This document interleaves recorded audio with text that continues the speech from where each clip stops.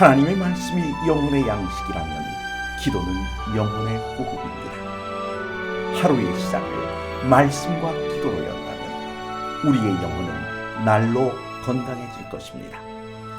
오늘은 시편 12편 5절에서 7절의 말씀을 묵상하여 우리의 영혼을 살찌우고 기도로 하루를 시작함으로 활력을 얻고자 합니다. 여호와의 말씀에 가련한 자들의 눌림과 궁핍한 자들의 탄식으로 말미암아 내가 이제 일어나 그를 그가 원하는 안전지대에 두리라 하시도다. 여호와의 말씀은 순결하며 흑도관 위에 7번 단련한 은 같도다. 여호와여, 그들을 지키사 이 세대로부터 영원까지 보존하시리이다. 어제의 말씀에서 살폈던 부패한 사회와 패역한 세대로 말미암은 다윗의 탄식과 간절한 간구가 오늘의 본문에서 하나님의 응답을 듣게 됩니다. 여호와의 말씀을 인용하는 것으로 시작되는 5절에서 하나님의 응답이 선지자를 통해 다윗에게 임했습니다. 하나님께서는 내가 이제 일어나라고 말씀하시므로 인류 역사에 개입하시기 위해 활동을 시작하셨음을 알리셨고, 이 말씀으로 인해 상황이 역전되기 시작했음을 암시해주고 있습니다. 하나님께서 개입하신다 하심은 악인의 심판을 지체하지 않겠다는 하나님의 의지의 표현입니다. 하나님께서 개입하시면서 행하신 첫 번째 사건이 무엇입니까? 그가 원하는 안전한 지대에 두겠다는 선언입니다.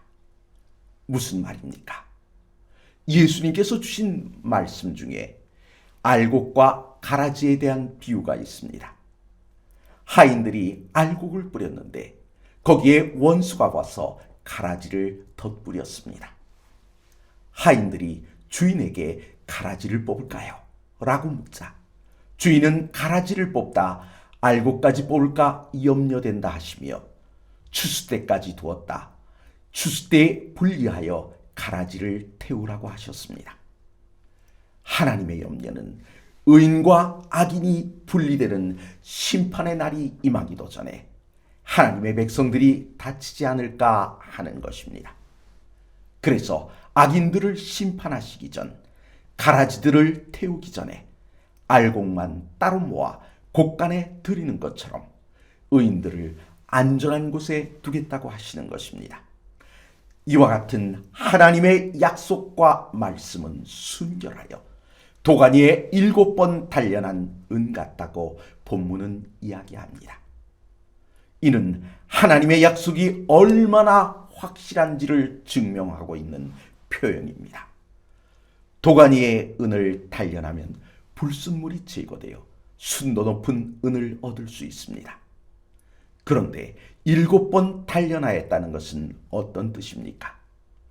7이란 숫자가 성경에서 완전수인 것처럼 이는 거룩함과 완전함을 상징하는 것입니다.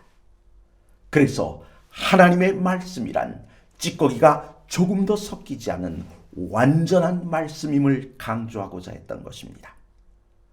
찌꺼기가 섞인 말이란 두 마음으로 말하는 악인들의 입에서 나오는 말이기에 하나님의 말씀은 그와 전혀 다름을 나타낸 것입니다. 지금 그 하나님의 순결한 말씀이 하나님의 백성들을 지키사 이제로부터 영원까지 보존하시겠다고 하셨습니다. 말씀과 기도로 하루를 시작하려 하시는 성도 여러분, 우리를 사랑하시되 끝까지 사랑하시며 우리와 맺은 언약을 지키시되 온전히 이루시는 그 하나님이 우리의 하나님이 되심이 감사하지 않으십니까? 이 시간 그 하나님께 온전히 머리 숙임으로 그 약속을 마음에 간직하시는 귀한 시간이 되시길 간절히 바랍니다.